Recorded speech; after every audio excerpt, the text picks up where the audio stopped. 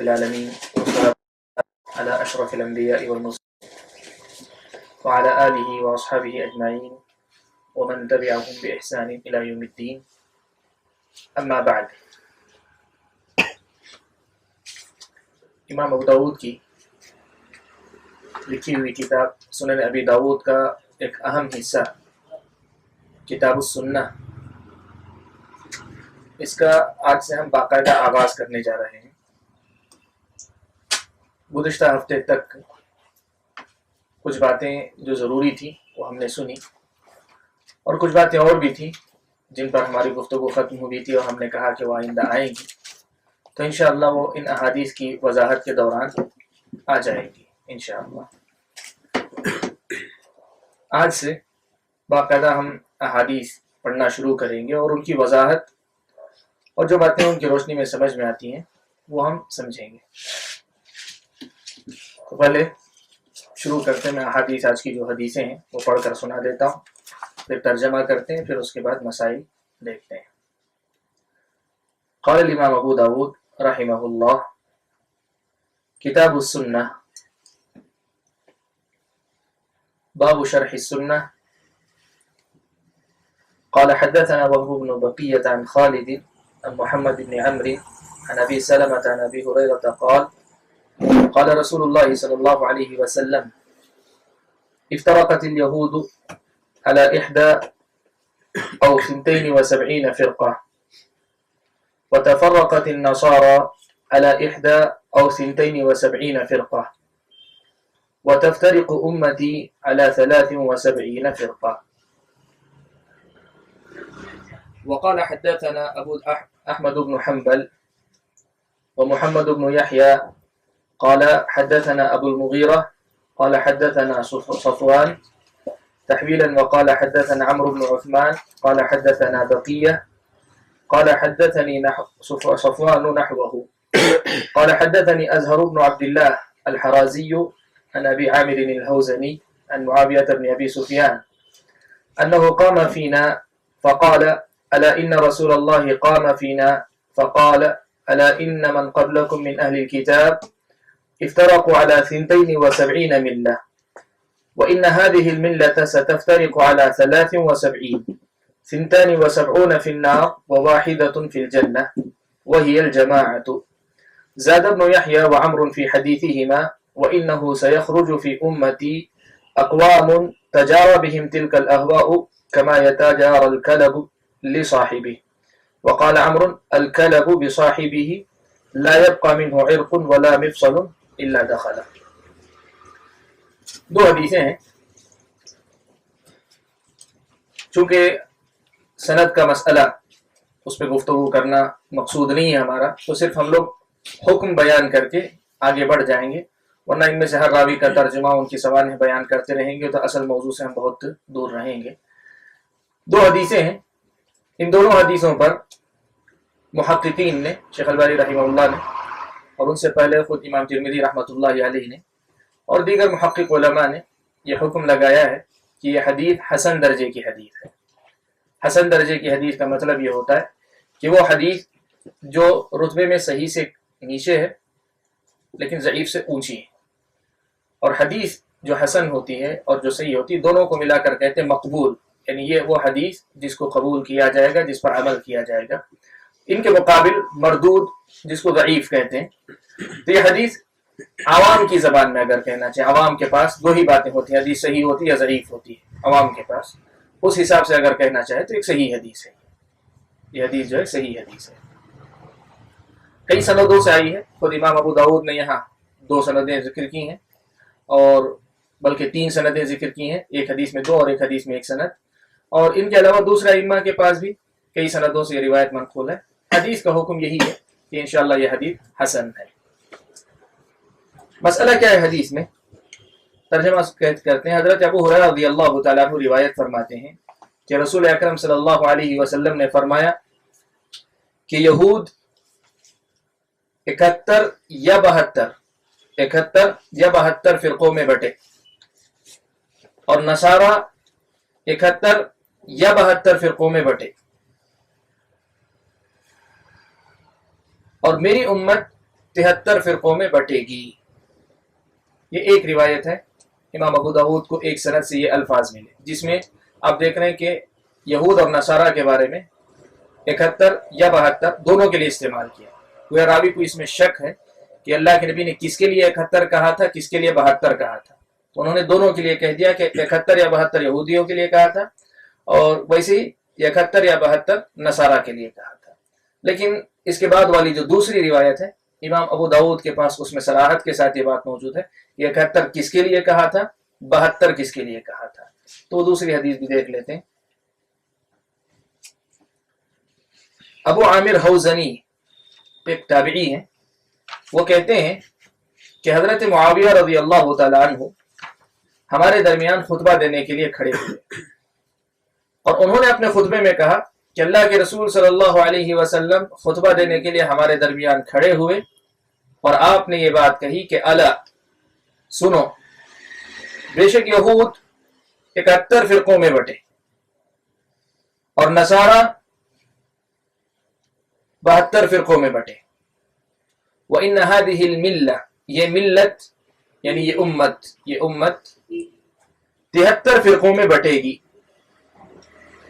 72 فی النار، 72 فی النار، 72 جہنم میں جائیں گے اور ایک جنت میں جائے گا اور وہ جماعت ہے.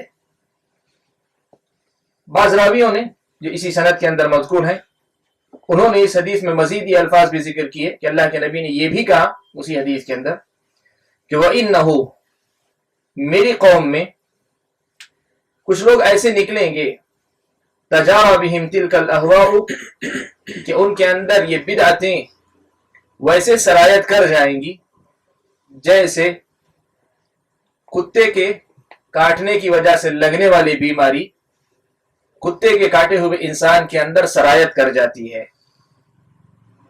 لا يبقى منه عرق ولا مفصل، کہ اس انسان کی کوئی رگ یا کوئی جوڑ باقی نہیں رہتا مگر یہ کہ وہ بیماری اس کے اندر داخل ہو جاتی ہے. یہ اللہ کے نبی صلی اللہ علیہ وسلم کی حدیث ہے. اس حدیث میں ہمارے درس کے اندر اس کا تذکرہ بہت پہلے آیا جب ہم نے تمہیدی درس رکھا تھا. اسی میں یہ ذکر کیا کہ اللہ کے نبی صلی اللہ علیہ وسلم نے امت کے بٹنے کا ذکر کیا. رسول اکرم صلی اللہ علیہ وسلم نے یہ پیشین گوئی فرمائی ہے کہ امت بٹے گی. ہم اس پوری حدیث میں کچھ خاص مسائل پہ رک کر جو ہے بات کریں گے. سب سے پہلی بات تو یہ کہ اللہ کے رسول صلی اللہ علیہ وسلم نے اس حدیث میں بات شروع کی تو یہود اور نصارہ سے شروع کی کہ یہودی بٹے نصارہ بٹے.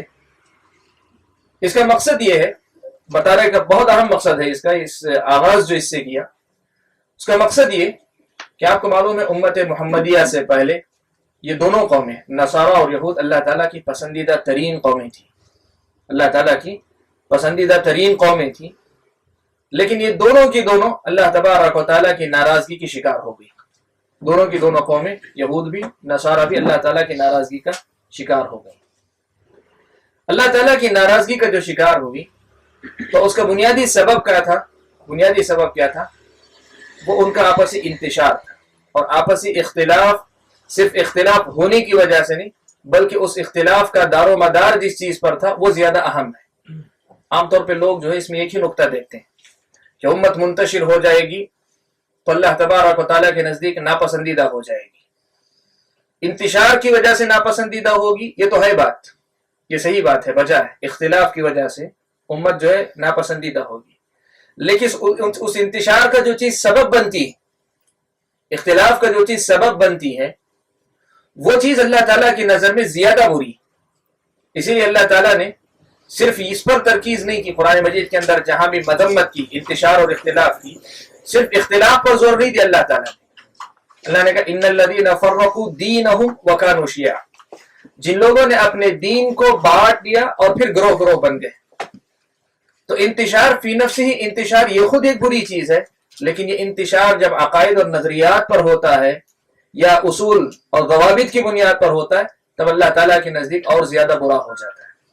اور حقیقت میں اب مسئلہ یہ بھی ایک اہم ہے، اس کو آپ یہیں سے سمجھتے چلیے کہ آج اتحاد کے موضوع پہ گفتگو کرنے والے ان ساری آیات اور احادیث کو لیتے ہیں جس میں اللہ تعالیٰ نے اختلاف اور انتشار کی مذمت کی، لیکن ان کی نظر میں ان نصوص کی گہرائی وہ ابھی تک بھی جو ہے آئی نہیں، یا یوں سمجھیے کہ وہ لانا نہیں چاہتے ہیں اس کو.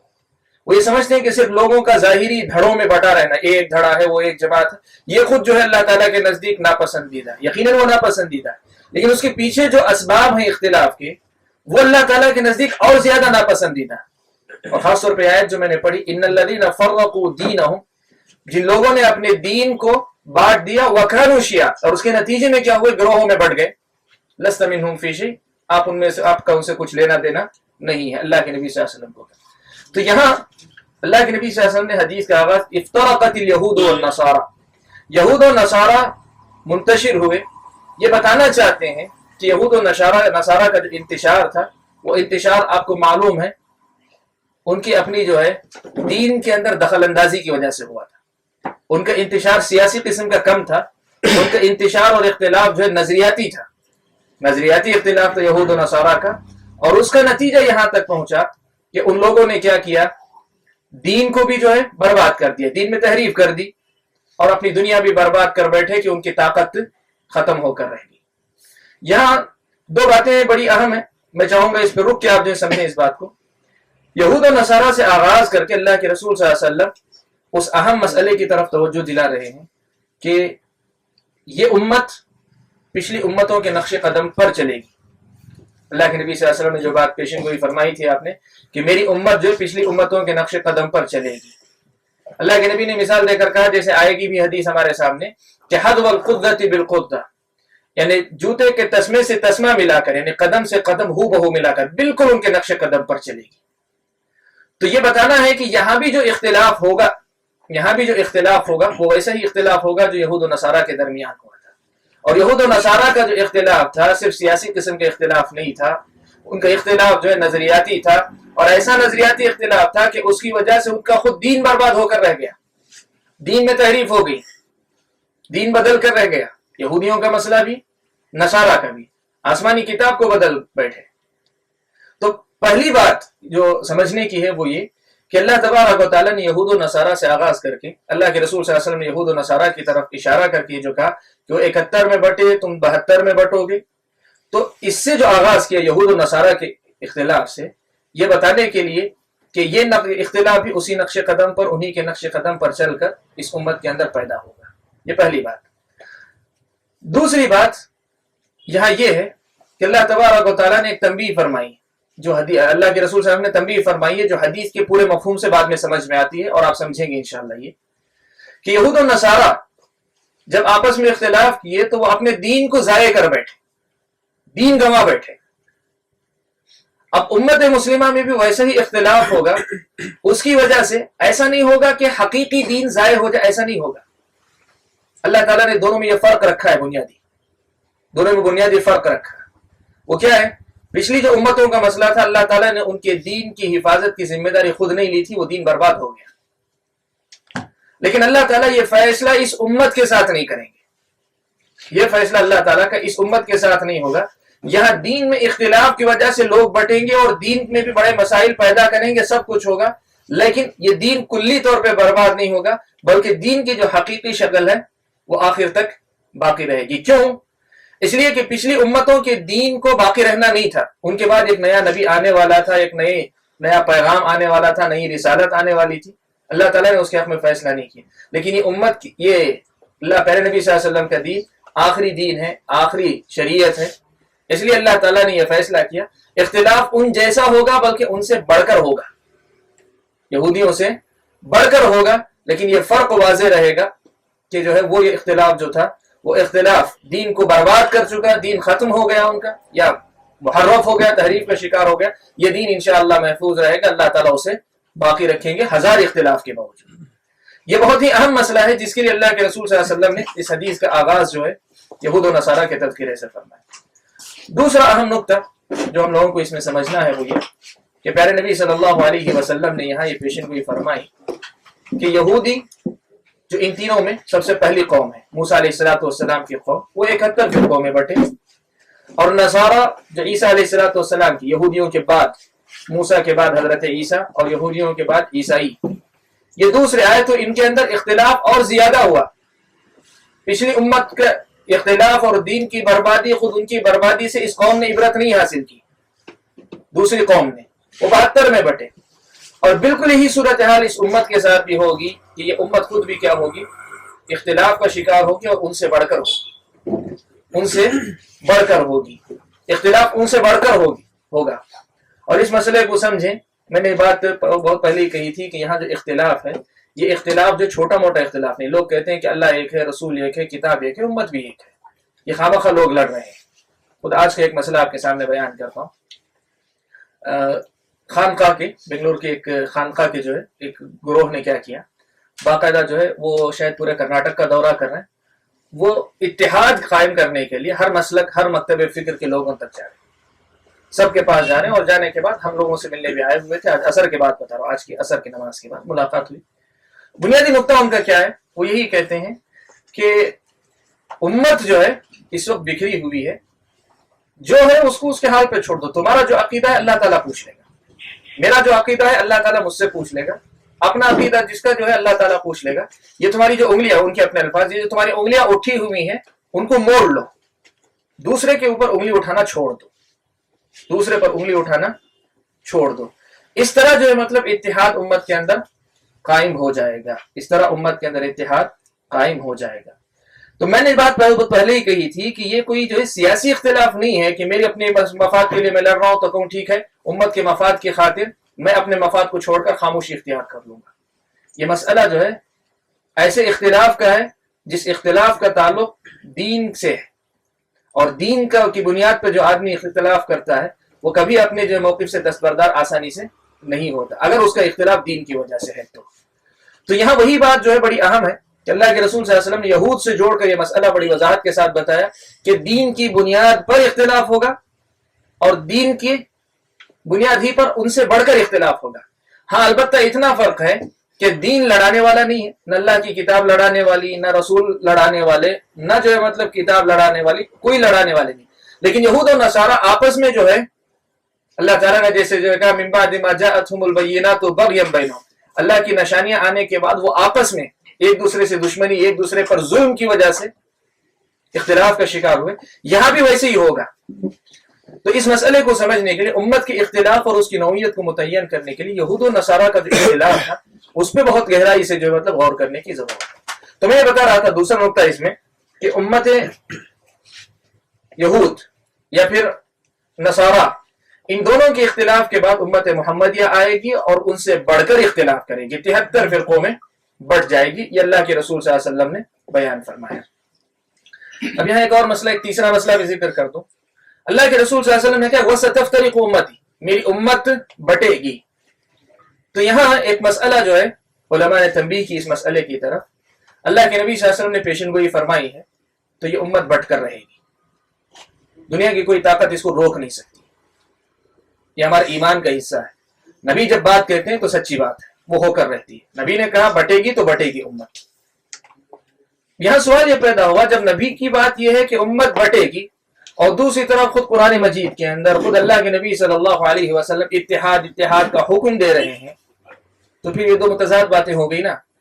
ایک طرف یہ پیشن گوئی بھی کہ یہ امت بٹ کر رہے گی اور اس میں کوئی جھوٹ نہیں، کوئی جو ہے شک و شبے کی کوئی گنجائش نہیں، نبی نے کہا تو لازماً بٹے گی. اور دوسری طرف وہی شریعت جو ہے اتحاد قائم کرنے کا حکم بھی دے رہی ہے اور اختلاف سے بچنے کا حکم بھی دے رہی ہے. تو یہ کیسا، یہ بظاہر تضاد ہے نا، بظاہر ٹکراؤ ہے نا. تو اس مسئلے کی طرف توجہ دلاتے ہوئے علماء نے تنبیہ کی. سب سے پہلا مسئلہ یہ بتایا کہ شریعت یہ کہتی ہے کہ آپ کی ذمہ داری ہے اتحاد کے لیے کوشش کرنا، اتحاد انتشار سے بچنا، یہ آپ کی ذمہ داری. آپ اس کے لیے آخر وقت تک کوشش کریں گے، آپ آخر وقت تک اس کے لیے کوشش کرتے رہیں گے. ہاں آپ کی کوشش کا نتیجہ کیا ہوگا؟ آپ کی کوشش کا نتیجہ کیا ہوگا؟ کہ یہ ہوگا کہ سب لوگ پوری کی پوری چیزیں چھوڑ کر پھر سے اسی کیفیت پہ آ جائیں گے جس کیفیت پہ اللہ کے نبی کی زندگی میں تھے. تو کہا کہ یہ نہیں ہوگا، آپ کو اپنی کوشش پوری کرنی ہے، انجام جو ہوگا وہ اللہ تعالیٰ کے حوالے، آپ کو اس کے بارے میں سوچنے کی ضرورت نہیں ہے. ایک بعض علماء نے یہ بات کی. دوسرے بعض علماء نے ایک اور نقطہ بتایا اور بہت زیادہ اہم نقطہ ہے، اور اسی کے لیے اس مسئلے کو میں نے تو اٹھایا بھی. کہا کہ اصل مسئلہ ہم نے جو سمجھا ہے اتفاق کا مطلب یہ اتفاق کا مطلب جو ہے یہ ہے کہ ہم لوگ جو ہے سب لوگ اپنے اپنے اس پر باقی رہتے ہوئے آ کر پھر بھی ایک امت بن جائیں گے. سب کے اپنے افکار باقی رہیں, نظریات باقی رہیں, ہم پھر آ کر ایک نقطے پر مل جائیں گے. اس نقطے کی طرف سے توجہ ہٹانے کے لیے یہ بات بتائی جا رہی ہے کہ اتحاد وہ ہوتا ہے جو کتاب و سنت کی اساس پر, بنیاد پر قائم ہوتا ہے. میں پرسوں بھی ذکر کیا تھا, حضرت عبداللہ ابن مسعود رضی اللہ تعالیٰ عنہ کا مشہور اثر ہے, الجماعت ما وافق الحق وان كنت وحدك. جماعت اجتماعیت وہ ہے جو حق کی موافقت میں ہو. تو کہ اتحاد کا جو خطاب ہے وہ یہ ہے, یہ نہیں ہے کہ سب دھڑے ختم ہو کر آپس میں آ جائیں گے, یا سب ختم ہو کر نہیں, سب اپنی جگہ پہ باقی رہ کر پھر مل جائیں گے. اس اتحاد کی دعوت نہیں ہے کہ آپ کہیں کہ ایک طرف یہ بھی کہا جا رہا ہے وہ بھی کہا جا رہا ہے, بلکہ یہ کہا جا رہا ہے کہ لوگ جو ہے بٹے رہیں گے, کوئی اس گروہ میں, کوئی اس جماعت میں, کوئی اس فرقے میں, کوئی کہیں رہے گا. ان سب کو یہ دعوت جو ہے مطلب دی جا رہی ہے کہ تم یہ سب چھوڑ کر کتاب و سنت کی تعلیمات پر یا صحابہ کے منہج پر یا صحابہ کے طریقے پر تم سب جو اکٹھا ہو جاؤ, یہ حکم دیا جا رہا ہے. اس حیثیت سے یوں سمجھے تو یہ دونوں ٹکراؤ نہیں, بلکہ جو چیز پیدا ہوگی انتشار کی شکل میں اس کا علاج بتایا جا رہا ہے. اتحاد کی دعوت, اختلاف سے بچنے کی جو دعوت ہے وہ اسی کے خاتمے کا جو ہے یہ بتایا جا رہا ہے. تو یہ جو ہے بعض علماء نے جواب دینے کی کوشش کی. جو نقطہ اس سے میں باہر لانا چاہ رہا تھا وہ یہ کہ کوئی یہ سوچ کر کہ اللہ کے نبی نے پیشن گوئی کی ہے تو وہ اختلاف ہو کر رہے گا, تب پھر ہم اتحاد قائم کرنے کی کوشش کیوں کریں؟ اللہ کے نبی نے کہا تو اختلاف ہوگا ہی, تو ہم اتحاد قائم کرنے کی کوشش کیوں کریں؟ یہ کہہ کر کوئی آدمی اس کوشش سے ہاتھ نہ کھینچے, بلکہ امت کے اندر صحیح بنیادوں پر, صحیح اساس پر اتحاد قائم ہو, اس کے لیے کوشش کرنا یہ ہم سب کی ذمہ داری بنتی ہے. جس آدمی کا جس جیسا حق ہے, یعنی علماء اپنے حساب سے, اور اگر عمرا ہیں, قائدین ہیں, حاکم ہیں, تو وہ اپنے اعتبار سے اس سلسلے میں کوشش کریں گے. یہ مسئلہ تھا. تیسرا مسئلہ اللہ کے رسول صلی اللہ علیہ وسلم نے کہا وَسَتَفْتَرِقُ أُمَّتِي یا وَسَتَفْتَرِقُ هَذِهِ الْمِلَّةُ. اس مسئلے پہ میں پرسوں بتا چکا کہ ملت سے مراد یہاں امت محمدیہ جس نے اللہ کے نبی صلی اللہ علیہ وسلم پہ ایمان لایا ہے. وہ امت نہیں جو امت اللہ کے نبی صلی اللہ علیہ وسلم جس کی طرف نبی بنا کر بھیجے گئے, بلکہ وہ امت ہے کہ نبی بنا کر بھیجے جانے کے بعد جنہوں نے دعوت کو قبول کیا, امت اجابت جسے کہتے ہیں, وہ ملت مراد ہے. اس میں یہ 72 فرقے ہوں گے, اس میں یہ 72 فرقے ہوں گے, یہ 73 فرقے اس میں ہوں گے, یہ 73 فرقے اس ملت میں ہوں گے جو امت اجابت ہے.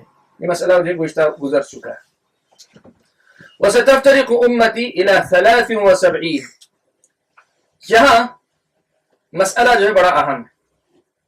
اس فرقے سے مراد کیا ہے؟ اس فرقے سے کون سے فرقے مراد ہے؟ فرق کی تاریخ جن علماء نے لکھی ہے, فرق کی تاریخ جن علماء نے لکھی ہے, انہوں نے اس مسئلے کو واضح کیا کہ یہاں فرقوں سے مراد فقہی مسائل کی بنیاد پر جو اختلاف ہوا یا مدارس بنے, یہ فرقے مراد نہیں. جیسے حنفی, شافعی, مالکی, حنبلی یا ظاہری یا کچھ اور بھی جو مدارس تھے جو مشہور نہیں ہوئے, جیسے حضرت عبداللہ ابن مبارک کا مدرسہ یا اسحاق ابن راہوے کا مدرسہ یا سفیان ثوری رحمۃ اللہ علیہ کا مدرسہ. ان میں سے کوئی مدرسہ جو ہے فقہی مسائل جن میں دلیل کی بنیاد پر, اجتہاد کی بنیاد پر آپس میں ایک دوسرے سے اختلاف کیا جاتا ہے, وہ مراد نہیں.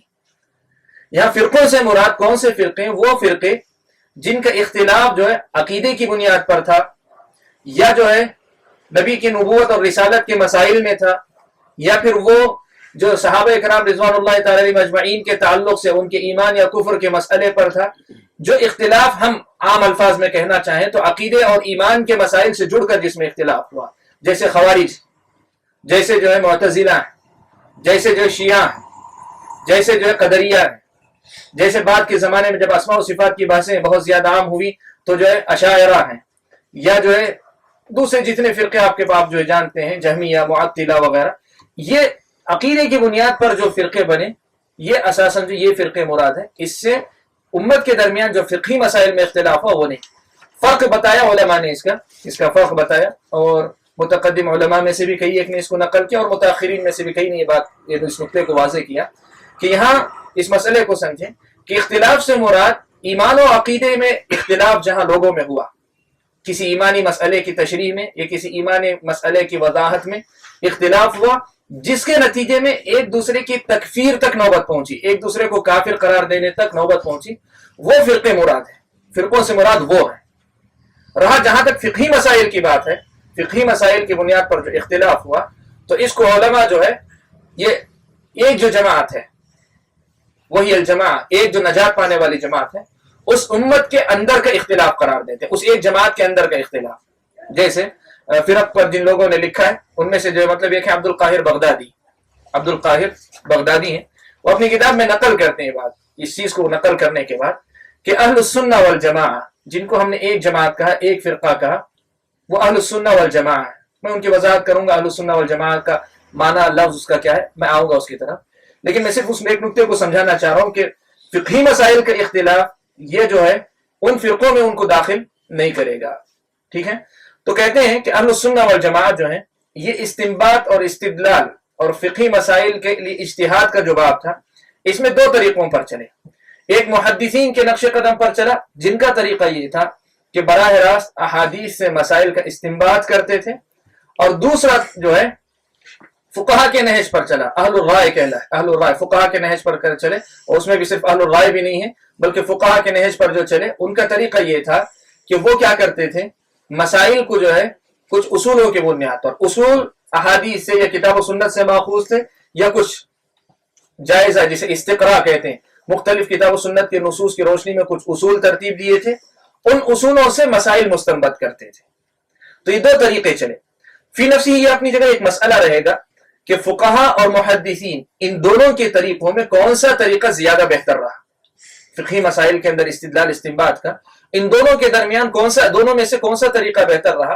तो वल्लाहु तआला आलम, मुहक्किक उलमा इसी के कायल हैं कि इसमें जो मुहद्दिसीन का तरीका था वो जो है अक़रब इला सवाब रहा, दुरुस्तगी से सबसे ज्यादा करीब रहा, और इसके अंदर सुन्नत का इत्तिबा जो ज्यादा हुआ बनिस्बत उन लोगों के, और खास तौर पे ये भी हुआ कि खामखा की तावीलात की वजह से अहादीस वगैरह को रद्द करने या तवक्कुफ करने की नौबत नहीं आई, इसलिए जो मुहद्दिसीन का तरीका सही था। आप जानते हैं उलमा अहनाफ में से एक बहुत बहुत बहुत मशहूर आलिम गुजरे हैं, माजी करीब के, बहुत ज्यादा पिछली सदियों के भी नहीं, बहुत ज्यादा माजी करीब के हैं, बहुत ही, अब्दुल हई लखनवी, इमाम हज़रत अब्दुल हई लखनवी रहमतुल्लाहि अलैह। उन्होंने मसला जो लिखा है कि इंसाफ की बात यह है, हक की बात यह है कि जब भी मैंने मसाइल के अंदर इख्तिलाफ देखा, मसाइल के अंदर इख्तिलाफ देखा, तो मुझे ये चीज नजर आई कि मसाइल में जब भी इख्तिलाफ हुआ है तो मुहद्दिसीन का, उलमाए अहले हदीस का या मुहद्दिसीन का जो तरीका था वो सुन्नत के सबसे ज्यादा करीब मैंने इसको पाया है। तो ये जो इख्तिलाफ है ये उलमाए अहले सुन्ना वल जमात जिनको कहते हैं, या एक जो गिरोह नजात पाने वाला गिरोह है, उस गिरोह के अंदर का इख्तिलाफ है, उस गिरोह के अंदर का इख्तिलाफ है। इसमें और कुछ वजाहतें मैं आपके सामने करूंगा, लेकिन उससे पहले जो बुनियादी नुक्ता था उसको समझिए। मैं बता रहा हूं कि अहले इल्म ने इस मसले पर तंबीह की है कि यहाँ फिरकों में बट जाने से मुराद उम्मत मुस्लिमा जो 72 फिरके गुमराह होंगे, एक जो सही होगा, तो इन 72 फिरकों में ये हनफी, शाफी, मालिकी या हम्बली या इसी तरीके से ज़ाहिरी या फिqही मदारिस और जो ज्यादा मशहूर नहीं हुए, जैसे मैं नाम लेकर बताया बाज़ाइम का, ये लोग मुराद नहीं, ये लोग मुराद नहीं है, बल्कि इससे मुराद जो है वो फिरके हैं जिनका इख्तिलाफ जो अकीदे की बुनियाद पर था। एक मसला। दूसरा मसला ये आता है कि अब मौजूद लोग, अब यहाँ जो है एक सवाल पैदा होता है कि जैसे अहनाफ की बात करें, जैसे अहनाफ की बात, या जो है आप बात करें इसके अफ्रीकी ममालिक में जहां मालिकिया का वजूद है, या आप बात करें इंडोनेशिया, मलेशिया वगैरह जहां जो है शवाफे का बहुत ज्यादा दखल है, या आप बात करें सऊदी अरब वगैरह का या जजीरा अरब का तकरीबन जहां के अक्सर इलाकों में जो है हम्बलियत फिqही मसले के तौर पर। तो अब जो मौजूद हैं इनकी हैसियत क्या है कि ये फिरका है कि नहीं, एक मसला जो हमेशा उठता है ये मसला। तो देखिए इस मसले को आज जब एक हनफी आप कहते हैं, एक मालिकी कहते हैं, एक शाफी कहते हैं, एक हम्बली कहते हैं, तो सिर्फ एक फिqही मसला नहीं है, एक फिqही मजहब नहीं। अगर फिqही मजहब की हैसियत से देखें, एक फिqही मजहब की हैसियत से, तो वो अहलुस सुन्ना वल जमाअह के दायरे के अंदर के लोग हैं, वो अहलुस सुन्ना वल जमाअह में से सलफ सालिहीन के जो मुत्तबईन थे उनके दायरे में से समझे जाते हैं अगर फिqही मसले की हद तक देखें तो। लेकिन आज आपको मालूम है कि ये सब जो सिर्फ एक फिqही मजहब नहीं है। जैसे छोटी मिसाल आप देखना चाहें, देवबंद के जो उलमा हैं वो अपना तारुफ इसी अंदाज में कराते हैं कि हम फिqही मसाइल में इमाम अबू हनीफा रहमतुल्लाहि अलैह और उनके शागिर्दों के मजहब पर हैं, अकीदे के मामले में मातुरीदी, इमाम अबू मंसूर मातुरीदी के अकीदे पर है, या तसव्वुफ के बाब में हम जो है तसव्वुफ के जो चारों सिलसिले हैं उन सिलसिलों पर चलने वाले हैं। ये जो सारी चीजें हैं, तो एक तरह से समझिए कि कई चीजों से मिलकर अब इनकी तस्वीर मुकम्मल होती है। और हुक्म भी अगर लगाना है तो इन सारी चीजों को सामने रखकर आपको हुक्म लगाना पड़ेगा। अगर फिक़ही मसले की नहीं, सिर्फ फिक़ही मजहब के हिस्से से अगर बात करें तो अहलुस सुन्नह वल जमाअह के का दूसरा धड़ा है। एक तरफ मुहद्दिसीन का था, दूसरी तरफ जो है वो फुक़हा थे जिनका दारो मदार ज्यादा राय पर था, उस धड़े से इनका ताल्लुक है। लेकिन जब तक दायरे की बात होगी, नजात पाने वाला जो ग्रोह है उसके दायरे में अगर कहेंगे तो ये इंशाअल्लाह उस दायरे में रहेंगे, अगर सिर्फ फिक़ही मजहब की हैसियत से देखें। लेकिन वही आप अकीदे के नाहिए से देखें तो अशअरियत या मातुरीदियत जिसे कहते हैं, उलमा ने इन सब को जो है उन गुमराह फिरकों की फुरुआत में शामिल किया, उन गुमराह फिरकों की जो और हिस्से बढ़ते गए उनमें शामिल किया। उस हैसियत से अगर देखें तो फिर अहलुस सुन्नह वल जमाअह के दायरे में वो नहीं आते। तो ये बड़ा नाजुक मसला है, इस मसले को जो है दोनों पहलुओं से जो देखकर हल करना चाहिए एक तरफ। अब सवाल ये पैदा होता है कि ठीक है, अगर इस चीज को हम तस्लीम कर लेते हैं कि ये जो मज़ाहिब है, फिक़ही मज़ाहिब, ये जो है उन गुमराह फिरकों में नहीं आते जो 72 फिरके करार दिए गए, तब फिर इनका जो तासुब है अहादीस को रद्द करने का जो मामला है, जो चीजें देखते हैं अमली जिंदगी के अंदर बहुत सारी, या ये कहते हैं कि हम मुकल्लिद हैं तो हमें जो है दलील वगैरह देखने के हम मुकल्लफ नहीं है, हमें सिर्फ जो है इमाम से आई हुई बात को लेकर चलना, ये सब किस दायरे में रखी जाएगी। तो असल मसला जो है इस दायरे को जो है मतलब मासियत के दर्जे में रखेंगे, मासियत की। जैसे जो है उलमा अहलुस सुन्नह वल जमाअह जो है, अहलुस सुन्नह वल जमाअह का एक ग्रोह नजात पाने वाला, तो इसका ये मतलब नहीं कि ये सब के सब बराह रास्त जन्नती, ये अपने गुनाह की वजह से जो है अपने गुनाह की सजा भुगतेंगे। बिल्कुल उसी तरीके से फिक़ही मज़ाहिब की बुनियाद पर अगर वो अहादीस के साथ वो सारा सुलूक रवा रखते हैं तो उनके गुनाह, उनकी गलती जिस दर्जे की होगी उस दर्जे के एतबार से उनके साथ मामला होगा। अगर वो छोटे दर्जे की गलती समझी जाएगी तो एक गुनाह है जिसकी सजा एक गुनहगार इंसान की हैसियत से होगी।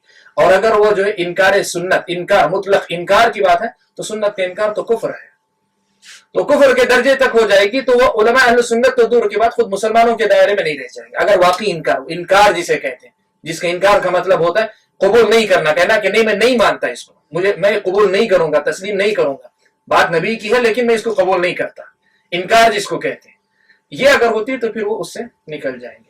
तो पहला ये जो मसला यहाँ मैं छेड़ना चाह रहा था वो इसी हैसियत से कि ये इख्तिलाफ अल्लाह के रसूल साहब ने कहा गिरोह में बटेंगे, तो इन गिरोहों से मुराद जो 72 गुमराह हैं, इनसे मुराद वो फिरके हैं जिनका इख्तिलाफ अकीदे की बुनियाद पर था, वो नहीं जो फिक़ही मसाइल में थे।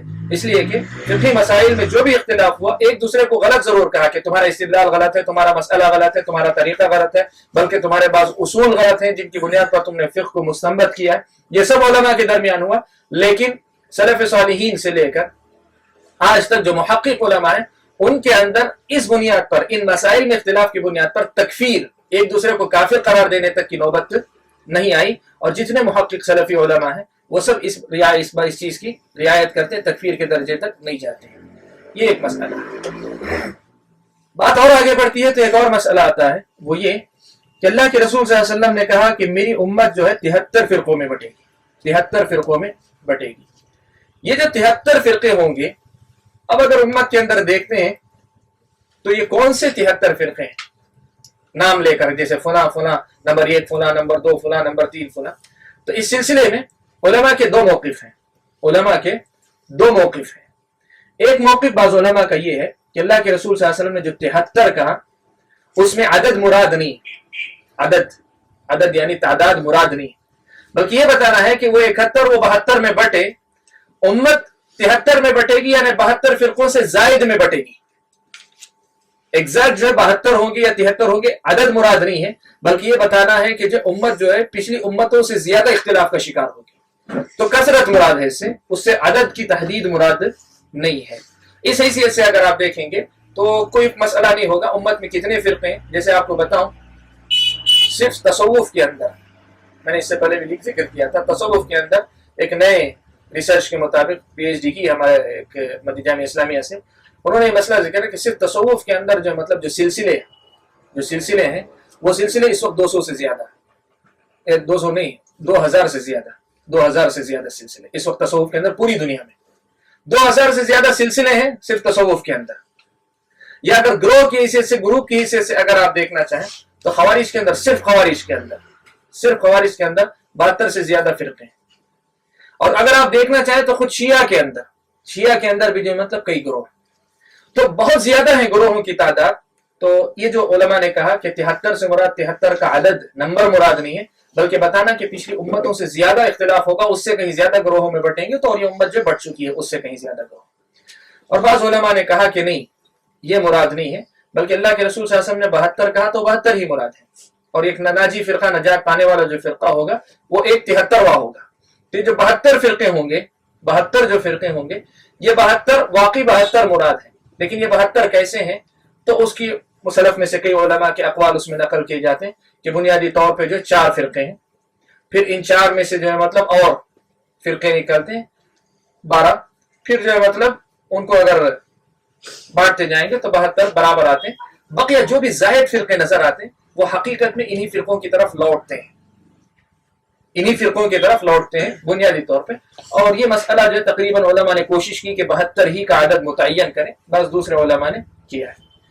ये जो है हदीस के लफ्ज की तौजीह करने के लिए, हदीस के लफ्ज की तायीन करने, वजाहत करने के लिए ये सारी कोशिश हुई कि 72 से 72 ही मुराद है या 72 से जायद मुराद है जो गुमराह फिरके होंगे, इस सिलसिले में कोशिश हुई। लेकिन दोनों इस बात पर मुत्तफिक हैं, दोनों इस बात पर मुत्तफिक हैं कि उम्मत के अंदर जितने फिरके सही मनहज से हटकर जितने बनेंगे वो सब के सब गुमराह होंगे।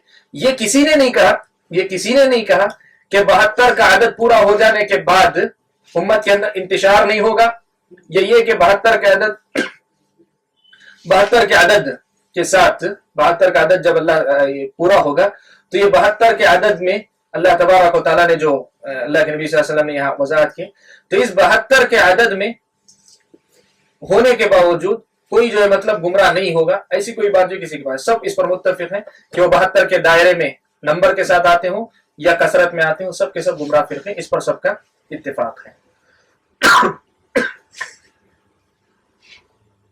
यहां तक अल्लाह के नबी सल्लल्लाहु अलैहि वसल्लम की वो जो इबारत थी कि 73 फिरकों में बटेगी, 73 फिरकों में बटेगी, उसकी वजाहत हुई। और ये पहली रिवायत है, अबू दाऊद की पहली रिवायत यहां पहुंचकर खत्म हो जाती है। दूसरी रिवायत शुरू होती है, हम उसी दूसरी रिवायत की तरफ वापस जाकर फिर और बकिया मसाइल की तरफ आते हैं। दूसरी रिवायत हजरत मुआविया रिवायत करते हैं रज़ी अल्लाह तआला अन्हु, हजरत मुआविया रज़ी अल्लाह तआला अन्हु रिवायत करते हैं। रावी कहते हैं अबू आमिर हौज़नी कहते हैं कि हजरत मुआविया हमारे दरमियान खड़े हुए और खड़े होकर उन्होंने हमसे खिताब किया, और वो कहते हैं कि अल्लाह के रसूल सल्लल्लाहु अलैहि वसल्लम ने खड़े होकर हमारे दरमियान खिताब फरमाया और अल्लाह के रसूल सल्लल्लाहु अलैहि वसल्लम यही बात बयान की 72 और 73 फिरकों वाली। यहां से एक मसला मुस्तंबत होता है, वो ये कि इख्तिलाफ होने से पहले जब अल्लाह के नबी सल्लल्लाहु अलैहि वसल्लम ने इस इख्तिलाफ के मुताल्लिक गुफ्तगू की है, लोगों के सामने उसकी वजाहत की है कि ये जहन्नमी हैं, ये जन्नती हैं, ये सब जब अल्लाह के रसूल सल्लल्लाहु अलैहि वसल्लम ने वजाहत की है, कब? जब इख्तिलाफ नहीं हुआ था। और इख्तिलाफ जब शुरू हो चुका था, पूरे 72 नहीं बने थे लेकिन इख्तिलाफ शुरू हो चुका था, तो अल्लाह के नबी की सुन्नत पर नबी के एक सहाबी भी अमल करते हैं। हजरत मुआविया रज़ी अल्लाह तआला अन्हु उठकर खड़े होकर गुफ्तगू कर रहे हैं, खिताब कर रहे हैं, निजी मजलिस में नहीं है, खिताब आम है ये मुसलमानों से। तो इससे ये मालूम हुआ कि इस किस्म के इख्तिलाफ पर गुफ्तगू करना और उसकी वजाहत करना कि ये इख्तिलाफ कुफ्र तक ले जाने वाला या जहन्नम तक ले जाने वाला, और ये इख्तिलाफ जो है नजात की राह में रुकावट बनने वाला है, इस किस्म की गुफ्तगू करना ये जो शरीयत के अंदर मतलूब है। आज बहुत से लोग क्या करते हैं, ये बड़ा नाजुक मसला है। मैं हमेशा एक बात कहता हूं कि ये जमाना कैसा जमाना है, लोगों को सच्चाई का सामना करने की हिम्मत नहीं, सच्चाई का सामना करने की हिम्मत नहीं। अगर आपके दिल में, अगर वाकई आप अल्लाह ताला के बंदे हैं, तो आपके दिल में ये डर होगा कि कहीं मैं गलत तो नहीं हूं, और आप चाहेंगे कि कहीं से भी हो आपको दुरुस्त कर दिया जाए, चाहे ये करे चाहे वो करे, बात सही ढंग से मेरी समझ में आ जाए, मैं दुरुस्त होकर अल्लाह को राजी कर लूं। लेकिन आज हम जिस जमाने में जी रहे हैं, इस जमाने के लोगों का ये मिजाज है कि लोग जो है उस मुकाम पे आना नहीं चाहते जहां जो है वो कहे कि हम सच्चाई को कबूल करेंगे। जमाना कैसा है आज आपको मालूम है, लोग जो है इस पे पूरा जोर दे रहे हैं कि हर आदमी क्या करे, हर आदमी को उसके हाल पे छोड़ दिया जाए, वो जैसा है ठीक है। कोई जो है मतलब आगे बढ़कर ये कहे कि नहीं सच्चाई क्या है, हम इसे तलाश करेंगे, ऐसे लोग कम हैं। जबकि अल्लाह ताला ने हुक्म हमको क्या दिया, या अय्युहल्लज़ीना आमनुत्तकुल्लाह व कूनू मअस-सादिकीन, ईमान वालों तुम अल्लाह ताला का तकवा इख्तियार करो या डरो और सच्चे लोगों के साथ हो जाओ। सच्चे लोगों के साथ हो जाओ। तो सच्चाई की तलाश करना ये शरीयत का हुक्म है, सच्चाई की तलाश करना ये शरीयत का हुक्म है, और उस सच्चाई को बयान करना नबी की सुन्नत है, और नबी के बाद नबी के सहाबी की सुन्नत है। और मैंने जैसे कहा, नबी ने उस वक्त ये बात कही जब ये इख्तिलाफ हुआ नहीं था, और सहाबी ने उस वक्त ये काम किया जब इख्तिलाफ शुरू हुआ था। तो अब जबकि इख्तिलाफ हो चुका है और इस हद तक हो चुका है कि सुन्नत जो है मतलब अजनबी बन गई है, और जो बिदअत है वो लोगों के पास जो है इस्लाम के नाम पे अपनी पहचान कायम की हुई है, तो अब क्यों ना गुफ्तगू की जाए, अब क्यों ना गुफ्तगू की जाए। हमारी ये जो सोच है कि जो है इख्तिलाफ बढ़ता है, इख्तिलाफ बढ़ता नहीं है, इख्तिलाफ घटता है। इस किस्म के मौजू पर गुफ्तगू करने की वजह से इख्तिलाफ घटता है। इस मसले को समझे आप। लोग ये जो समझते हैं कि इससे इख्तिलाफ बढ़ता है, इख्तिलाफ नहीं बढ़ता। हाँ, जब तक आदमी के दिल में जो है तकवा और खशियत नहीं होगी, आदमी अपने नफ्स के लिए झगड़ेगा तो उसकी वजह से लड़ाई झगड़ा होगा और इख्तिलाफ भी बाकी रहेगा। और अगर आदमी सच्चे दिल के साथ, मैं भी अपनी जगह पे रहूं कि हमारा जो है मतलब ना कोई असबियत है हमें, ना किसी मसलक से, ना किसी मजहब से, ना किसी इससे, हम अल्लाह ताला की किताब से, नबी की सुन्नत से और सहाबा के मनहज से जुड़े रहेंगे। और ये तीनों चीजें ऐसी हैं कि उम्मत का कोई तबका इनसे इख्तिलाफ नहीं कर सकता। ना कुरान से इख्तिलाफ कर सकता है, ना हदीस से, सुन्नत से इख्तिलाफ कर सकता है, ना सहाबा के तरीके से कोई इख्तिलाफ कर सकता है। इन चीजों को बुनियाद बनाकर अगर हम काम करेंगे तो इख्तिलाफ हरगिज नहीं बढ़ेगा, इख्तिलाफ घटेगा। मैं छोटी मिसाल देता हूं कि इस किस्म की कोशिशों से इख्तिलाफ बढ़ता है कि घटता है। आपको मालूम है 100 साल पहले जो है काबतुल्लाह के अंदर ये सूरत हाल थी कि 4 मुसल्ले थे। फिक़ही मसाइल की बुनियाद पर, फिक़ही मदाहिब की बुनियाद पर, फिक़ही मदाहिब की बुनियाद पर यह सूरत हाल थी कि काबतुल्लाह के अंदर 4 जो मुसल्ले थे, हनफी मुसल्ला, शाफी मुसल्ला, मालिकी मुसल्ला, हम्बली मुसल्ला। हनफी मुसल्ले पे जब हनफी इमाम नमाज पढ़ाता, मस्जिद में मौजूद लोगों में से जो हनफी होते सिर्फ वो जाके उसके पीछे नमाज पढ़ते। फिर जब हम्बली इमाम की बारी आती तो वो अपनी नमाज पढ़ाता, तब उसके पीछे उसके हम्बली मसलक के मानने वाले नमाज पढ़ाते। इख्तिलाफ था ये। लेकिन मलिक अब्दुल अजीज, किंग अब्दुल अजीज जो है रहमतुल्लाह अलैह ने जब इस इख्तिलाफ से मुताल्लिक गुफ्तगू की या बात की या उसकी मिटाने की कोशिश की, अल्लाह ताला ने खत्म करवाया इख्तिलाफ। आज एक उम्मत के पीछे जो है, एक इमाम के पीछे उम्मत पढ़ रही है। तो ये जो लोगों के पास जो चीजें हैं कि बात नहीं करना, इसकी वजह से मसाइल पे गुफ्तगू नहीं होना, इन मसाइल पे गुफ्तगू करने की वजह से इख्तिलाफ बढ़ता है, ये हमारी सोच है। वरना तारीख यही बताती है, तारीख के बाद जो मतलब आप खुद भी गौर करके देखें, इख्तिलाफ इससे बढ़ता नहीं है, घटता है। हाँ, इतना जरूर होगा कि लोगों की नीयतों में अगर खुशू और लिल्लाहियत ना हो, मकसद अल्लाह ताला की रज़ामंदी ना हो, तो इख्तिलाफ तो रहेगा। अलबत्ता इस किस्म की गुफ्तगू इंतिशार का बाइस बनेगी, लोगों के दरमियान लड़ाई झगड़े का बाइस बनेगी। तो अगर ऐसी नौबत पैदा हो रही है तो नसीहत इसकी नहीं होनी चाहिए कि तुम जो इन मसाइल पे गुफ्तगू ना करो। नसीहत इस पे होनी चाहिए कि मसाइल पे गुफ्तगू करो, लेकिन अल्लाह और अल्लाह का डर और नबी की सुन्नत की पैरवी का जज्बा लेकर गुफ्तगू करो। मसला जो है, इलाज है, मर्ज है कुछ, इलाज कुछ और तजवीज किया जा रहा है। यहाँ मसला जो है, इन मसाइल पे गुफ्तगू करने की वजह से इख्तिलाफ नहीं हो रहा। मसाइल पे तो गुफ्तगू होनी चाहिए ताकि सच्चाई जो है, जैसे कुरान में अल्लाह ने कहा लियहलिक मन हलक अन बय्यिना व यहया मन हय्या अन बय्यिना। जो हलाक होना चाहता है, बर्बाद होना चाहता है, वो दलील को समझने के बाद चाहे तो हलाक हो जाए, या जो आदमी जो जिंदा रहना चाहता है वो दलील को समझकर जिंदा रहे। फमन शाअ फल्युमिन व मन शाअ फल्यकफुर। जो आदमी चाहे ईमान ले आए, जो आदमी चाहे कुफ्र करे, इसका इख्तियार अल्लाह ने सबको दिया, लेकिन ये पहले वाज़ेह होना चाहिए ईमान क्या है, कुफ्र क्या है।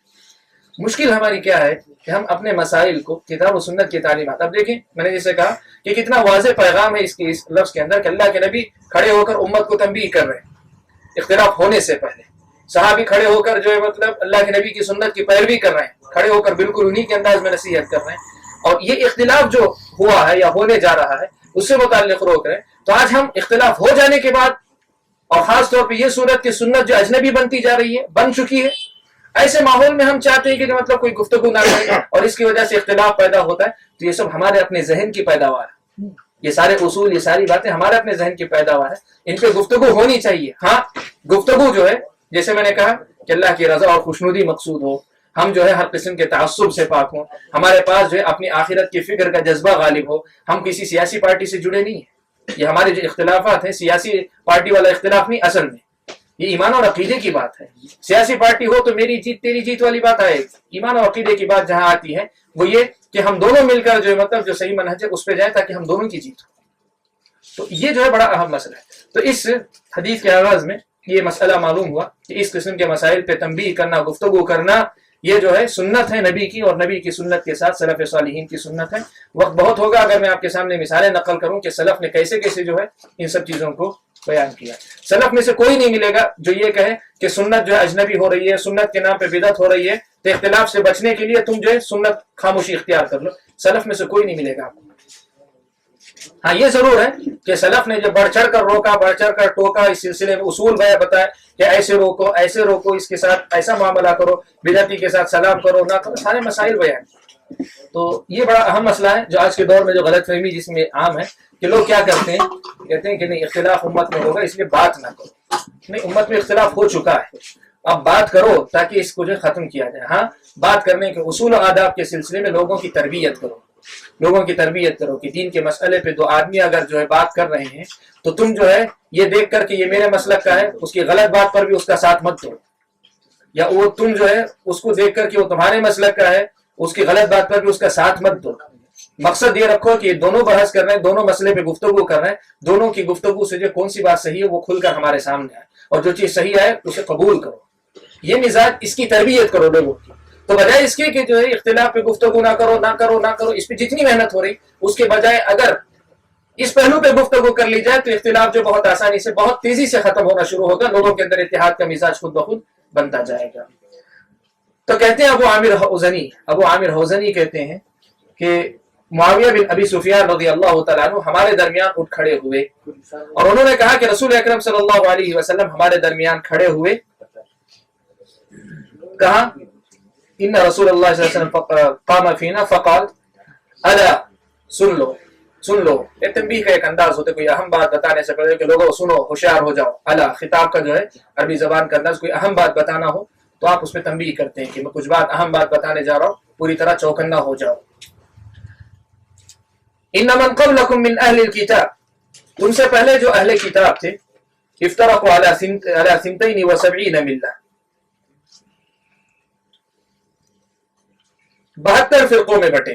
اہل کتاب 72 فرقوں میں بٹے. اس روایت میں 71 کا لفظ نہیں ہے، ترجمہ کرتے وقت جو میں نے 71 کا لفظ ذکر کیا تھا نہیں ہے، اس میں 72 فرقوں میں بٹے، 72 گروہوں میں بٹے. وَإِنَّ هَذِهِ الْمِلَّةَ سَتَفْتَرِقُ عَلَى 73، اور یہ ملت یا امت 73 فرقوں میں بٹے گی. یہاں تک پچھلی حدیث تھی، اور یہاں سے پھر ایک نیا مسئلہ شروع کرتے ہیں کہ 72 فی النار، 72 میں سے 73 میں سے 72 فرقے جو فی النار، جہنم میں جائیں گے. جہنم میں کیسے جائیں گے؟ تو آپ کو معلوم ہے، میں نے بہت پہلے آپ کے سامنے مسئلہ ذکر کیا تھا کہ جہنم میں جانے والوں کی کئی قسمیں. جہنم میں جانے والوں کی کئی قسمیں. کچھ وہ لوگ ہیں جن کے حق میں جہنم واجب ہو جائے گی، جہنم کے حقدار ہوں گے، لیکن اللہ تعالیٰ ان کو معاف کر کے چاہے خود اپنے طور پہ یا اللہ کے نبی کی سفارش پہ جہنم میں داخل کیے بغیر جنت میں داخل کریں گے، جہنم میں بھیجے بغیر جنت میں. کچھ لوگ ہیں جن کو جہنم میں داخل کیا جائے گا، داخل کیے جانے کے بعد سفارش کی بنیاد پر پھر ان کو جہنم سے نکال کر جنت میں بھیجا جائے گا. یہ دوسرا طبقہ. تیسرا طبقہ جو جہنم میں جائیں گے، سفارش بھی نہیں ہوگی، لیکن ان کے پورے گناہ جل کر ان کی گناہوں کی سزا ملنے کے بعد وہ پھر جنت میں جائیں گے. یہ تیسرا طبقہ ہے. اور چوتھا طبقہ وہ ہے جو جہنم میں جائیں گے اور جانے کے بعد ہمیشہ کے لیے جہنم میں رہیں گے، مخلد فی النار جن کو کہ ہمیشہ کے لیے جہنم. تو جہنمی جو ان 4 درجوں کے رہیں گے. ایک وہ جو جہنم کے مستحق تھے لیکن جہنم میں بھیجے نہیں گئی، اللہ تعالیٰ کے نبی نے سفارش کی یا اللہ تعالیٰ نے اپنی مرضی سے یا جو ہے فرشتوں کے ذریعے سفارش کروائی، کسی کے ذریعے بھی مومن بندوں کے ذریعے جنت میں بھیج دیا، یا جہنم میں جانے کے بعد سفارش کے ذریعے بھیجا، یا تیسرا جہنم میں جانے کے بعد گناہوں کو جلا دینے کے بعد جنت میں بھیجا، یا چوتھا طبقہ جہنم میں جانے کے بعد ہمیشہ. علماء نے لکھا کہ ان 72 فرقوں میں یہ چاروں قسم کے ہوں گے، یہ پورے ہوں گے. کچھ ایسے ہوں گے جو جہنم کے مستحق تو ہوں گے لیکن اللہ تعالیٰ ان کی دوسری کسی بڑی نیکی کی وجہ سے اللہ تعالیٰ ان کو جو ہے معاف کر کے یا سفارش کروا کے جنت میں بھیجیں. کچھ ہوں گے جو جہنم میں جانے کے بعد سفارش کی وجہ سے نکلیں گے، کچھ ہوں گے جو جہنم میں جانے کے بعد اپنے گناہوں کی وجہ سے پورے گناہ بھگتنے کے بعد، سزا بھگتنے کے بعد وہ جنت میں جائیں گے، اور کچھ جو ہمیشہ جو ہے جہنم میں رہیں گے. اور یہ وہ ہوں گے جو ہمیشہ جہنم میں رہیں گے، یہ وہ ہوں گے جو بدعات میں سے کفر کے درجے کی بدعتیں کرنے والے، جیسے شیعہ میں سے، رافضہ میں سے بعض غالی قسم کے رافضی تھے जो हजरत अली रज़ी अल्लाह तआला अन्हु को नऊज़ु बिल्लाह माबूद कहते थे, खुदा कहते थे। हजरत अली रज़ी अल्लाह तआला अन्हु को गालिब किस्म के बाद राफिदा खुदा कहते थे। तो ये नाम के एतबार से मुसलमान कलीमे का इकरार सब कुछ है, लेकिन ऐसी बिदअत इनके पास है कि इसकी वजह से वो गुमराह फिरकों में तो थे ही, लेकिन जो बिदअत मुकफ्फिरा, और वैसे ही उलमा ने कदरिया में से जो गालिब किस्म के, जो अल्लाह ताला के इल्म वगैरह की नफी करते हैं, उनके बारे में भी तकफीर का मसला बताया कि वो भी काफिर है। अगर वैसे कोई है कि जिनके पास जो है ऐसी बिदअत है जो कुफर के दर्जे की बिदअत है, या जहमिया में से जो है गालिब किस्म के जो जहमिया है, जहमिया जो सिफात अल्लाह की सिफात वगैरह सब का इनकार कर देते हैं मुसलमान, तो इनके बारे में भी कुफर का फतवा साबिकीन के पास है। तो कुफर के दर्जे की बिदअत वाले अगर होंगे तो वो हमेशा के लिए जहन्नम में रहेंगे। तो सिंतानी व सबऊना फिन्नार, 72 जहन्नम में जाएंगे। तो इस तफसील के साथ जाएंगे। बहुत सारे लोग क्या कहते हैं, बहुत सारे लोग जो है ये कहते हैं कि 72 जो जाएंगे, 72 फिरकों में से जो जहन्नम में जाएंगे वो हमेशा के लिए जहन्नम में रहेंगे। बाज़ लोगों का ये तसव्वुर है, इसलिए कि उनके जहन में क्या है, एक दूसरी तरफ है। जो एक फिरका जन्नत में जाएगा, उस एक फिरके के गुनहगार जो होंगे, बिदाते नहीं लेकिन गुनहगार, मुख्तलिफ किस्म के गुनाह करने वाले, वो भी तो जहन्नम में जाएंगे, जल सकते हैं ना। तो उसकी वजह से वो क्या समझते हैं कि ये जो सारी किस्में हैं, जहन्नम में जाने से पहले माफ कर दिया जाना या जहन्नम में जाने के बाद सिफारिश होना, ये सारी चीजें जो है सिर्फ इनके लिए, एक फिरके के जो गुनहगार हैं सिर्फ उनके लिए हैं, बाकी 72 पूरे हमेशा के लिए मुखल्लद फिन्नार होंगे। नहीं, ऐसा नहीं है। वो बिदात की वजह से जो जाएंगे ग्रोहों में शुमार होकर, वो भी इस दर्जे के होंगे, ये भी इस दर्जे के होंगे। और दूसरी तरफ कुछ और गलती करते हैं, कहते हैं कि जो है अहले सुन्नत वल जमात में से जो गुनहगार हैं वो, और जो है बिदाती हैं, बिदाती, वो दोनों भी एक ही दर्जे के हैं। नहीं, दोनों एक दर्जे के नहीं। ये सुन्नत पर चलने वाले लोग हैं लेकिन गुनाह को गुनाह समझ कर रहे हैं, इनको सजा मिलेगी इनकी गुनाह की। वो बिदअत पर चलने वाले लोग हैं और बिदअत को नेकी समझ कर रहे हैं। बहुत वाज़ेह फर्क है दोनों के अंदर। तो ये जो है तफसील है। तो अल्लाह के रसूल साहब ने कहा कि सिंतानी व सबऊना फिन्नार, 72 जहन्नम में जाएंगे, वो वाहिदतुन फिल जन्नह, और एक जन्नत में है। एक जन्नत में है, इसमें भी वो तफसील आपके सामने रहे कि एक जन्नत में है का मतलब ये कि उस मनहज और अकीदे पर चलने वाले अगर कमा हक़ हो उस पर चले तो फिर वो जन्नती लाजिमन होंगे। अल्लाह के नबी सल्लल्लाहु अलैहि वसल्लम की जमानत है।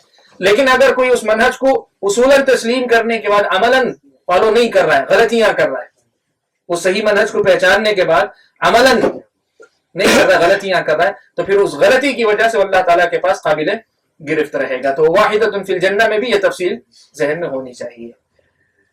वहियल जमाअ, वो एक कौन है? तो अल्लाह के रसूल सल्लल्लाहु अलैहि वसल्लम ने ये इस हदीस के अंदर बयान फरमाया कि उससे मुराद जमाअत है, उससे मुराद जमाअत है।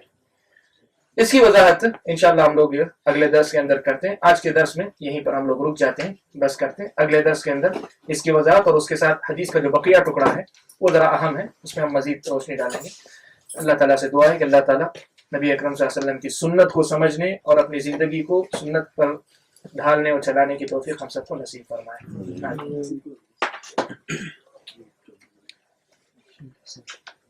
अब वो जो 72 फिरके जो मुझे बात जो है जहन्नम में हमेशा हमेशा के लिए जो रहेंगे, उसमें ऐसा है कि उनके अइम्मा वो लोग मुराद हैं या जो है आमतुन नास भी जो है? इस मसले पर तफसील से जो मतलब गुफ्तगू के लिए वक्त चाहिए, लेकिन मुख्तसर आपको सुना देता हूँ। अहले इल्म ने बात लिखी है कि अहलुस सुन्नह और अहलुल बिदा, अहलुस सुन्नह तो वाज़ेह है मसला, अहलुल बिदा के उमूम में कौन कौन शामिल है? क्या सिर्फ उनके अइम्मा शामिल हैं या उनकी अवाम भी शामिल है? तो इस सिलसिले में तफसीली बहस के बाद उलमा ने बात लिखी है। अगर आप चाहें तो जो मतलब मैं आपको ये करूँ, शेख इब्राहिम रोहैली ने बड़ी तफसीली बहस की, उस पर जिक्र किए कि अल्लाह ताला जो है मतलब असल तो अइम्मा है ही, जिनके सामने बात वाज़ेह थी वो तो है ही, जिनके पास बात वाज़ेह हो, लेकिन अवाम में से भी ऐसे कोई हो जो है सुन्नत को समझे, अवाम में से हैं लेकिन वो समझ रहे हैं कि जो वो गलती कर रहे हैं, ठीक है, और उस पर असबियत बरत रहे हैं फिर भी, या ऐसे हैं कि वो जानते नहीं, पहचान नहीं रहे, लेकिन सिर्फ अंधी असबियत में। एक चीज होती है आदमी क्या करता है, वाकई उसे सही समझकर उसके लिए तासुब बरतता है, और एक आदमी है कि उसे पता नहीं सही है गलत है क्या, लेकिन मैं अपने इसको नहीं छोड़ूंगा। दो किस्म के, एक वो आदमी जो खुद आलिम नहीं है लेकिन मसले को समझ रहा है फिर भी जो है वो इसरार कर रहा है, या वो आमी आदमी जो है आमी है लेकिन मसले को समझे बगैर ही صرف اندھی عصبیت میں اندھے بن کر چلنے والا لفظ ہے، تو کہا کہ یہ لوگ جو ہے اسی زمرے میں جائیں گے۔ رہے وہ لوگ جن کو جو ہے کچھ پتہ نہیں ہے، تو وہ کون ہے؟ کیا وہ اہل بدعت میں ہے کہ اہل سنہ والجماعہ میں شمار کیے جائیں گے؟ تو کہتے ہیں کہ بالعموم جو مسلمان ہیں اہل سنہ والجماعہ ہی سمجھے جائیں گے، وہ اسی دائرے میں رہیں گے انشاءاللہ، جن کو پتہ نہیں ہے، کچھ پتہ نہیں اور ان کی صلاحیت بھی نہیں ہے۔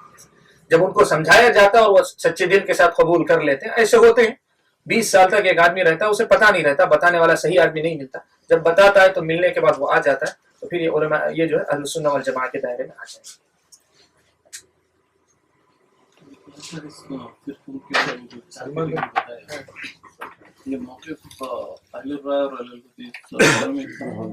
اہل الرائے کا مسئلہ ایسا ہے، دیکھیے کہ یہ اہل الرائے کی جو تقسیم ہوئی نا، یہ خاص فقہی مسائل کے اندر جا کر ہوئی۔ اہل الرائے کی جو ہم اہل سنہ والجماعہ کے دائرے کے درمیان میں بات کر رہے ہیں، وہ فقہی مسائل کے اندر جا کر ہوئی، ورنہ بنیاد یہی تھی کہ اہل سنہ والجماعہ ایک ہی تھے۔ اور خاص طور پہ جیسے میں آپ کو بتاؤں کہ محدثین میں سے ائمہ اربعہ میں سے جو 3 محدث ہیں، وہ تینوں کے تینوں جو ہے اسی اس پر قائم تھے، محدثین کا جو عام نہج تھا اسی پر قائم تھے، اور سب کے پاس جو ہے وہ کیٹیگری کا جو مسئلہ تھا، 4 اور 4 کی پھر فروعات وغیرہ، وہ سب اس میں جو ذکر کیا قدریہ کو، خوارج کو، اور رافضہ کو، اور چوتھا جو ہے عبداللہ بن مبارک کا اثر ہے، دیکھ لیتا ہوں اسی میں ہے۔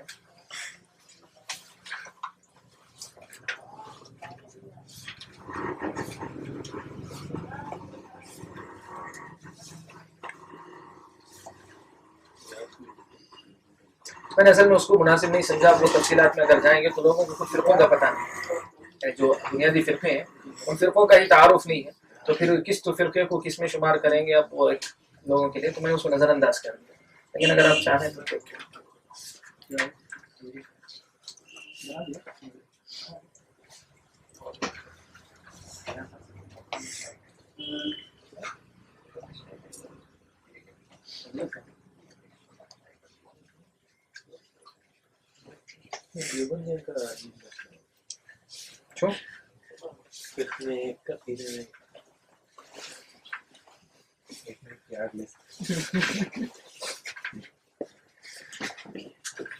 نہیں، اصل چیز جو ہے وہ مجھے جو ہے بہت یہ کہتی ہے کہ آج کے زمانے کا بڑا مسئلہ جو سیریسنس کہتے ہیں، سنجیدگی کہتے ہیں، اپنے دین کے تعلق سے جو ایک یہ ہونا چاہیے، فکر ہونی چاہیے نا کہ میں حضرت سلمان فارسی والا مزاج نہیں ہے۔ آج سلمان فارسی رضی اللہ تعالیٰ عنہ، مجھے معلوم ہے آپ کو کہاں سے نکلے تھے، کہاں سے ہوتے ہوئے صرف سچائی کی تلاش میں پہنچے، اللہ کے نبی صلی اللہ علیہ وسلم تک پہنچے، وہ مزاج اصل میں جو ہے نہیں ہم لوگوں کے اندر۔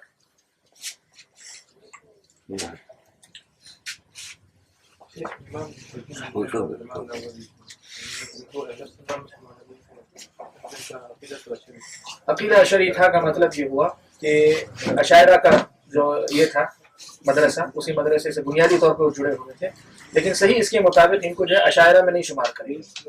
وجہ یہ ہے کہ ان لوگوں نے جو ہے اشاعرہ کے اصولوں کی پابندی سے زیادہ محققین جو تھے اہل سنہ والجماعہ کے، ان کے اقوال کو ترجیح دی۔ بہت سے مسائل ایسے آپ کو ملیں گے جن میں اشاعرہ کے مذہب سے ہٹ کر ان لوگوں نے فتویٰ دیا، تو اس کو جو ہے یوں سمجھا جاتا ہے کہ بالعموم یہ جو ہے علماء اہل سنہ والجماعہ میں سے ہیں، البتہ ایسا ہے کہ اشعریہ سے متاثر ہے، اور صرف اس وجہ سے کہ جو ہے صفات کے بعض مقامات پہ جہاں احادیث کی شرح کرتے ہوئے نووی ابن حجر جو ہے صفات سے متعلق بعض احادیث کی شرح کرتے ہوئے اشاعرہ کے مذہب کو ذکر کیے، اس کو اگر آپ نکال باہر کریں گے تو یہ صحیح نہیں ہے، اس لیے کہ صرف صفات کے باب ہی میں نہیں، دین کے جملہ جو ابواب ہیں اور بھی تو ابواب ہیں، جیسے خوارج کا مسئلہ فلاں ہے، ایسے کئی مسائل کے اندر انہوں نے جو اشاعرہ کا جو عام منہج تھا اس سے ہٹ کر بھی جو باقاعدہ مسائل بیان کیے، تو ان کی حیثیت جو ایک محقق کی ہے جو اپنی تحقیق کی روشنی میں سچائی تک جہاں تک پہنچ سکے وہاں تک انہوں نے کھل کر بتایا، جہاں ان کے سامنے بات واضح نہ ہو سکی اس میں وہ اسی پر رہ گئے، تو اس عمومی منہج کی وجہ سے ان کو جو اہل سنہ والجماعہ کے دائرے میں رکھا جاتا ہے، واللہ تعالیٰ۔ جب پہلے لوگوں کو معلوم نہیں تھا، جب پہلے ابن حجر اور امام نووی وغیرہ کے تعلق سے جب یہ باتیں سامنے آئیں تو کچھ لوگوں نے باقاعدہ سعودی عرب کے اندر یہ واقعہ پیش ہے لا کر جو ہے منہاج امام مسلم کی جو صحیح مسلم کی جو شرح ہے وہ، اور فتح الباری جو ابن حجر کی وہ لا کر جو جلایا اس کے لیے، اپنی اس کے نفرت کے اظہار کے لیے، تو مشائخ کو جب پتہ چلا تو جو ہے مطلب سب نے جو ہے اس پہ خاص طور پہ مجھے یاد ہے مشائخ میں سے ایک بات یہ بات کہی تھی کہ اگر اس طرح تم جو ایک غلطی پر ایک عالم کو نکالتے چلے جاؤ گے تو آخر کس کو تم باقی رکھو گے اہل سنت والجماعت میں. تو ایک عام آدمی کے بارے میں جب معلوم ہے عالم کے بارے میں کہ وہ بڑی کوشش کر کے تحقیق کی روشنی میں سچائی کو سامنے لا رہے ہیں, اشاعرہ کے مذہب سے ہٹ کر کئی مسائل پر فتویٰ دیے ہیں, مسائل بیان کیے, سب کچھ ہے, تو پھر آپ پھر بھی زبردستی ان کو نہیں رکھ سکتے. اور یہ جو انداز ہے کہ 100% بالکل ملے گے تو انہیں کو ہم کہیں گے ورنہ نہیں کہیں گے, اللہ تعالیٰ عالم یہ منہج محل نظر ہے. کون سے مذہب کو فالو کریں گے, حنفی, مالکی, شافعی یا حنبلی؟ چاروں مل کر اسپیشلی نماز کے معاملے میں یا تشہد میں انگلی پھیلانے کے معاملے میں. اس کا آسان طریقہ, اس کا آسان جواب یہ ہے کہ ہم کسی مذہب کی دعوت ہی نہیں دے رہے ہیں, ہم بات کر رہے ہیں کتاب و سنت سلف صالحین کے منہج پر. تو آپ دیکھیے جس مسئلے میں امام شافعی کا مسئلہ صحیح ہے تو اس میں امام شافعی کو فالو کیجیے, جس مسئلے میں امام ابو حنیفہ کا مسئلہ صحیح ہے تو اس میں فالو کیجیے. میں ہمیشہ مثال دیتا ہوں کہ امام ابو حنیفہ رحمۃ اللہ اور امام شافعی کی مثال دیتا ہوں, کہتا ہوں کہ امام شافعی اور امام احمد کے امام ابو حنیفہ رحمۃ اللہ علیہ کے درمیان ایک مسئلے میں اختلاف ہے کہ عورت کو اگر ٹچ ہو حضرت عائشہ اپنا پیر سمیٹ لیتی, نبی اکرم صلی اللہ علیہ وسلم جو ہے سجدہ کر لیتے, پھر جب اٹھ جاتے تو حضرت عائشہ پیر لمبے کر لیتی. معلوم یہ ہوا کہ اگر ہاتھ لگنے سے وضو ٹوٹ جاتا تو جیسے اللہ کے نبی حضرت عائشہ کو چھوتے وہی بات ختم ہو جاتی, نماز جاری نہیں رکھ سکتے. تو امام حنیفہ رحمۃ اللہ علیہ نے جو بات کہی وہ بات یہاں زیادہ صحیح ہے. تو اس مسئلے میں بولیں گے امام حنیفہ کے موقف کو فالو کرو. وہی بات آتی ہے رفع الیدین کی, تو امام حنیفہ رحمہ اللہ کے مقابلے میں امام شافعی رحمۃ اللہ علیہ رفع الیدین کے قائل ہیں, دلیل بھی ہے, سب کچھ ہے, جیسے آپ مسئلہ جانتے ہیں, تو کہیں گے کہ میں امام شافعی کے اس پر چلو. تو حقیقت میں وہ کسی کے مسلک پہ چلنے والی بات نہیں. بات ہماری جو ہے وہ یہ کہ دلائل کی روشنی میں جو بات صحیح نظر آتی ہے اس پر چلو, اس لیے کہ وہی دین ہے. دین النبی محمد آزار ہو بول کے کہ اللہ کے نبی صلی اللہ علیہ وسلم کا جو دین ہے وہ اللہ کے نبی صلی اللہ علیہ وسلم کی سنت اور آپ کا طریقہ ہے. جو امام اللہ کے نبی صلی اللہ علیہ وسلم کی سنت ہے, کسی بھی مسئلے میں 4 قول اگر ہیں تو 4 قول میں سے جس امام کو اللہ کے نبی صلی اللہ علیہ وسلم کی سنت تک پہنچ جانے کا اللہ تعالیٰ نے موقع دیا یا توفیق دی, جو صحیح نتیجے تک پہنچے ان کی بات لے لو. اس لیے کہ ائمہ میں سے کوئی بدعتی ہی مقصود نہیں ہے ہمارا, ان سب کا احترام, ان سب کے علم سے استفادہ, یہ ساری چیزوں کے باوجود ایک آدمی کا ایمان یہ ہونا چاہیے. مثال کے طور پہ آپ مجھ سے مسئلہ پوچھ رہے ہیں, میں بتا رہا ہوں, اگر آپ اس لیے عمل کر رہے ہیں کہ میں بتا رہا ہوں تو یہ آپ کا میری بات پر عمل ہوا, شریعت پر نہیں. اگر آپ اس لیے عمل کر رہے ہیں کہ میں جو بتا رہا ہوں اس کی روشنی میں آپ کو نبی کی بات سمجھ میں آ رہی ہے تو آپ کا عمل تب جا کے نبی کی بات پر. تو ائمہ کی بات بھی اگر کوئی اس لیے لیتا ہے کہ وہ امام کی بات ہے تو یہ اتباع کہاں سے ہوگی. ائمہ کی بات اگر اس لیے لیتا ہے کہ امام جو ہے نبی کی بات بتا رہے ہیں اور نبی کی بات تک پہنچ رہے ہیں, تو اب اس میں دیکھیے کون پہنچے ہیں, تو جو پہنچے ان کی بات کو لیجیے, نبی کی بات کا اتباع ہوگا. تو اس سوال کو جو ہے میرے خیال میں یہیں روکتے ہیں, اور چونکہ اذان بھی ہو چکی ہے تو اس لیے درس میں ہی روکتے ہیں. انشاءاللہ اگلے ہفتے پھر سلسلہ جاری رکھیں گے. واللہ تعالی اعلم. سبحانک اللہم وبحمدک اشہد ان لا الہ الا انت